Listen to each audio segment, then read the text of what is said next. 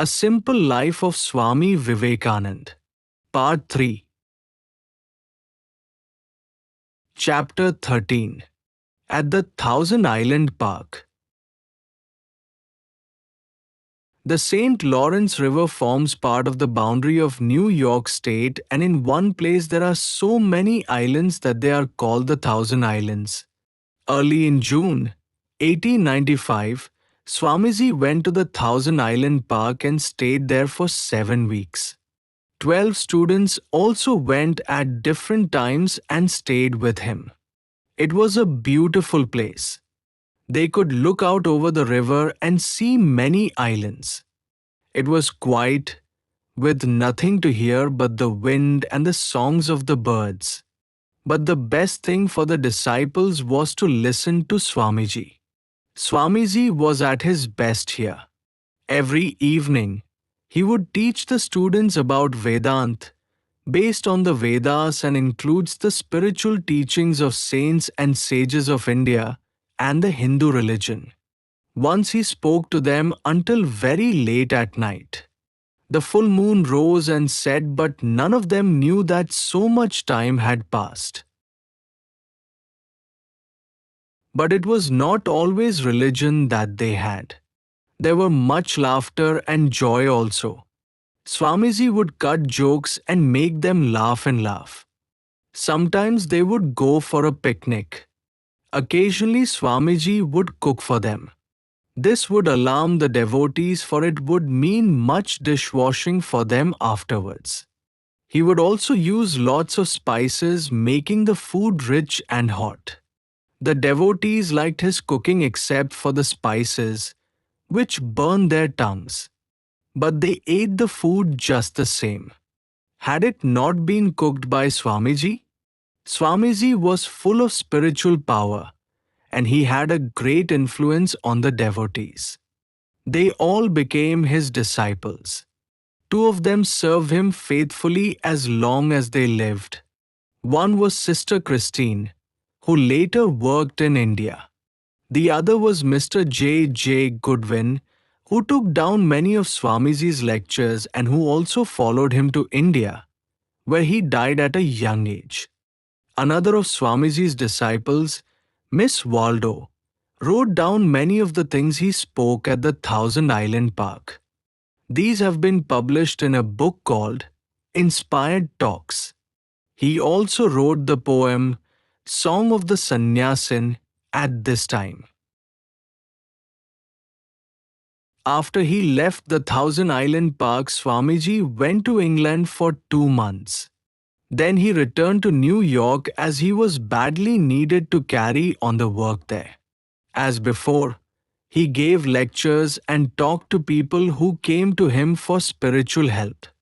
4 books were published from his lectures: Jnana Yoga, Bhakti Yoga, Raja Yoga, and Karma Yoga.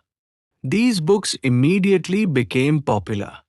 Swamiji's fame as a religious teacher spread far and wide, and many important people became his friends and disciples. He had the dream of combining the best qualities of India and America, of the East and the West. Religious teachers would go to the West and teach spirituality. The Western devotees would go to India and teach science, industry, organization, and cooperation. Swamiji was very tired when his work in America ended. He had not spared himself. Whenever he did anything, he would think of nothing else. Swamiji was very strong, but he worked so hard that even his strong body became weakened. Chapter 14. England and Europe. Swamiji, as we said, first visited England in September 1895. He was received by friends, Miss Henriette Muller and Mr. E. T. Sturdy. After a few days, he began to hold a few small classes in the evenings. During the day, he visited many interesting places in London. He soon became well known, and his classes grew bigger and bigger. Many people went to visit him and newspapers printed reports of his lectures. The work was a great success. However, Swamiji could not stay long and he had to return to America to continue the work there. He sailed for England the second time on 15th April, 1896. He was very happy when he reached London, for a brother monk, Swami Sardananda, was there waiting for him. It was a joyful occasion. He had not seen any of his brother monks for several years and they had much to talk about. Swamiji also had many plans for the work in India, which he told to Swami Sardananda. Swamiji again began to hold classes and give lectures about Vedanta. His work was even more successful than before, and he had to go to many places to give talks. One thing he enjoyed very much was a visit to Professor Max Muller. The professor was teaching at Oxford University. He was a great student of India, Hinduism, and Sanskrit learning. They had a long conversation. Swamiji and Professor Max Muller became fast friends and often wrote letters to each other. The professor had already written an article about Sri Ramakrishna, and he asked Swamiji for more information. Swamiji asked Swami Sardananda to help Professor Muller. Material was sent from India, and as a result, Professor Max Muller wrote a book about Sri Ramakrishna. It was a very good book, and it helped Swami Vivekananda in his work. Swami Vivekananda made many other friends and disciples in England. The best known of these was Miss Margaret Noble, who later became famous as Sister Nivedita. Two other faithful disciples were Mr. and Mrs. Sevilla. They returned to India with Swamiji and were very helpful to him in his work there. After some time, three of Swamiji's friends invited him to go on a tour of Europe, and he was glad to accept this invitation. They went to Switzerland where Swamiji was very happy to see the mountains and snow-capped peaks of the Alps. The scenery was beautiful. He stayed for 2 weeks in a small village and enjoyed the beauty, peace, and silence. He became again the silent, meditating monk of his earlier days. His health also improved. He often went on walks. Once he nearly had an accident. He was walking on a mountain path with his friends. He had been reciting passages from the Upanishads and had become absorbed in spiritual thoughts. He fell behind the others and did not pay much attention to where he was going. As there was snow, he carried a stick and planted it firmly on the ground at every step. Suddenly, the stick broke through the snow and ice, and a deep crevice appeared just in front of him. He nearly fell into it, but somehow kept his balance. He walked rapidly up to his friends and called out, "I have been saved by the grace of the Lord." His friends were careful not to let Swamiji walk alone after that. Swamiji then visited Germany, where he enjoyed meeting Professor Paul Deussen, a great German Sanskrit scholar. They had long conversations and visited many places together. Professor Deussen also joined the party when Swamiji returned to London. Swamiji again plunged into work, meeting people and giving lectures. He sent Swami Sardananda to carry on the work in America. He also sent for Swami Abhedananda to come to England from India. Swami Abhedananda came and began to give public lectures.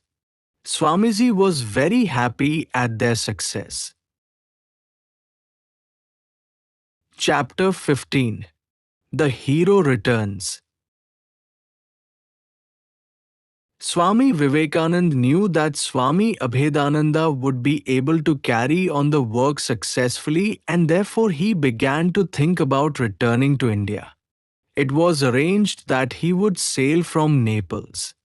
Mr. Goodwin and Mr. and Mrs. Sevier were to accompany him. Before he left, an English friend asked him, "Swami, how do you like your motherland now after 4 years' experience of the luxurious, glorious, powerful West?" Swamiji's reply was, "India I loved before I came away.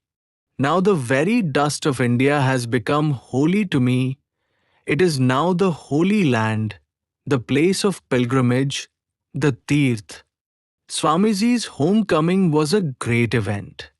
The people of India had learned to love and admire him ever since the days of the Parliament of Religions. His name had often been in the papers and on the lips of the people, and they looked upon him as a great hero. Previously, the people of India felt weak and helpless. Now they felt stronger. Swamiji's success in the West gave them self-respect. Therefore, when he returned, the whole country rose to do him honor. The ship arrived at Colombo on 15th January, 1897. Swamiji was filled with joy and excitement. This was India. Once more he was to walk upon her holy soil. He did not know about the preparations that had been made to receive him. Reception committees were formed in the large cities and newspapers wrote editorials about him. One of his brother monks was at Colombo to receive him, and others were on the way or in Madras. When he stepped ashore in Colombo, he found a huge crowd of people waiting to see him. Those who were near rushed to touch his feet. Then a huge procession was formed.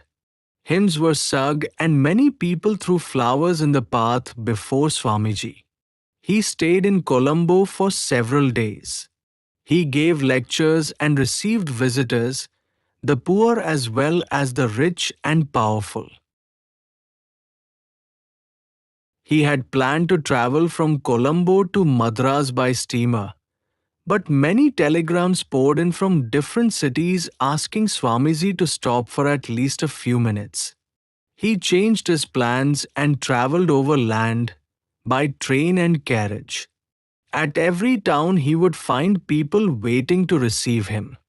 Often triumphal arches had been built for him and there were long processions with bands, fireworks, cannons and rockets. He would be presented with an address of welcome and in return would make a short speech. He crossed over to the mainland by steamer, landing at Pamban. Here he was met by the Raja of Ramnad and many people, all of whom welcomed Swamiji with joy. The horses were taken away from Swamiji's carriage and the Raja himself and many others pulled the carriage through the streets. The next day Swamiji visited the temple of Rameswaram. This reminded him of his wandering days, for he had visited the same places 4 years earlier. What a difference! Then he was an unknown monk who had traveled through India on foot. Now he was famous, and great men competed with each other to show him honor and respect. The triumphant tour continued. Swamiji passed through town after town, Ramnad, Madura, Kumbakonam, and many other places. Everywhere immense crowds gathered to meet Swamiji, to see him and listen to his words. The climax came when he reached Madras. As many as 17 triumphal arches had been put up for him, and many groups presented him with addresses. Swamiji stayed in Madras for 9 days. He delivered several important lectures and met many people. Chapter 16. To Calcutta. Swami Vivekananda became very tired as a result of the constant travel, meetings, lectures, and interviews with people. He was not able to continue such strenuous work, so he decided to go to Calcutta by sea. He took a steamer with a few friends and disciples and enjoyed a few days of rest. The steamer docked at Kidapur, and from there Swamiji was taken by a special train to Sialda station. Thousands of people were waiting at Sialda to greet him, and many of his brother monks were also there. Swamiji was given many flowers and garlands. There were so many people that Swamiji could hardly move to the carriage. A group of college boys pulled the carriage. There was a great procession with bands, music and singing, banners and flowers. Thousands of people lined the road to see Swamiji. During the night, Swamiji stayed at the Alambazar Mart with his brother monks. During the days, he stayed at a large house in Kashipur called Seal's Garden. Hundreds of people went there throughout the day to see Swamiji and hear him speak about Vedanta and the way to make India strong. After a week, a great meeting was held to welcome him. A large and distinguished audience went to hear him speak. He gave one of his famous speeches on that occasion. He gave other talks and lectures while he stayed in Calcutta. The birth anniversary of Sri Ramakrishna was held soon after Swamiji reached Calcutta and he visited Dakshineshwar. A large number of people had also gathered. He walked about from place to place, thinking about the old days when Sri Ramakrishna had lived there. Many other devotees of Sri Ramakrishna were present and he was glad to meet them. Swamiji, of course, was especially glad to be with his brother monks at the Alambazar Mart. They had much to talk about. Swamiji told them about his ideas for rebuilding India. He also told them what monks should do to serve others. His brother monks could not accept his ideas at first. They thought a monk should do nothing but pray, meditate, and try to realize God. They did not think that a monk should work for others or run schools and hospitals. But Swamiji showed them that both ideas were good. What he wanted, he said, was to start an order of monks who would spend their lives helping and serving others. They listened to Swamiji and accepted what he said. Swamiji then sent Swami Ramakrishnananda to work in Madras. Swami Sardananda and Swami Abhedananda were already working in the West at the request of Swamiji. Swami Akhandananda then went to Murshidabad to start famine relief work in the villages. The other monks were also ready to take up such work. Swamiji wanted the monks and devotees of Sri Ramakrishna to work together. Therefore, he called a meeting of the leading monks and devotees on 1st May, 1897. They discussed the matter and then agreed to start an organization now called the Ramakrishna Mission. The mission was to train men as teachers, help arts, crafts and industries, and spread religious ideas among the people. The mission was also to start mats in different parts of the country and send preachers of Vedanta to other countries. Chapter 17. Calcutta and North India. Swamiji stayed in Calcutta from February to May. Many people, as we said, came to talk with him. He was very much interested in the educated, unmarried young men and many came to him. Some joined the Ramakrishna order and became his disciples. Many others were also helped by him. They tried to become better and stronger, more energetic, and also more religious. From May 1897 to January 1898 Swamiji went to the great cities of North India. Everywhere the people welcomed him with love and enthusiasm. He gave speeches, talked with people, and delivered his message in many ways. Wherever he went, from Colombo to Almora, Swamiji gave his message to the people of India. He told them what a glorious past India had. They should be proud of their ancestors who built a civilization equal to any other in the world. Why should they look to foreign countries? They should look to their own past and then build a new and greater India. The heritage from the past was religious. Therefore, the new India also had to be built around religion. The people need strength. They should have strong bodies, strong minds, and strong characters. Young boys and girls should play games and make their muscles strong. All should have courage, strength, and self respect. They should hold to the national ideals of truth, sacrifice, and service. The future of India depends upon her own people. If the people become strong, then they will make a great and strong India, great in every way. The way to do this is through education. All the people of India should have a good education. Then they will become strong and will make the nation great. Many people heard Swamiji's message and were inspired by it. They regained their self-confidence. They began to serve the poor and helpless.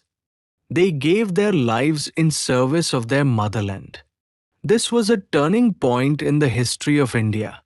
The dawn of a new day had come, and India would be free within 50 years. Chapter 18. Swamiji and his disciples. In January 1898, Swami Vivekananda returned to Calcutta. As before, he was always busy meeting and talking with people and training members of the order. The mart was soon shifted to Neelambar Mukherjee's garden house on the western bank of the Ganga at Belur. Land was also purchased at Belur, where Swamiji wanted to build a permanent mart. There was a small house on this land, and some of Swamiji's Western lady disciples lived there for a while. Margaret Noble was one of them. It was at this time that she took the vows of Brahmacharya and was given the name Nivedita. Swamiji spent much time with his Western disciples. He would go and talk with them every day. He told them many things about India and Vedanta. He wanted them to understand India, and therefore he spoke about the history of India, the beliefs of the people, their customs and habits, the Hindu religion, and many other things. All this was new to them, but Swamiji explained everything clearly and patiently. Due to overwork, Swamiji's health became worse. In March 1898, he went to Darjeeling for rest. He stayed there for a month. Then, news came about the outbreak of plague in Calcutta. At once, Swamiji returned to Calcutta and plunged into work. The people were very much frightened and many were running away. Swamiji decided to start relief work at once. One of his brother monks asked him, "From where will we get the money?" Swamiji replied, "Why? We will sell the land for the new mart if necessary. We are sannyasins. We should be ready to live under trees and beg for our food." Fortunately, it was not necessary to sell the land. Many people gave money and Swamiji was able to begin the relief work. A big plot of land was rented and a camp was set up there. People who had plague were nursed in this camp. Many workers came to help Swamiji and his disciples. They also cleaned the lanes and the houses and taught the people what to do. This work helped the people very much and they began to lose their fear. They loved Swamiji even more than before. They saw that he was a practical Vedantin. He not only taught the highest religious truths, but also loved the people, even the poorest. He tried to remove their pain and suffering.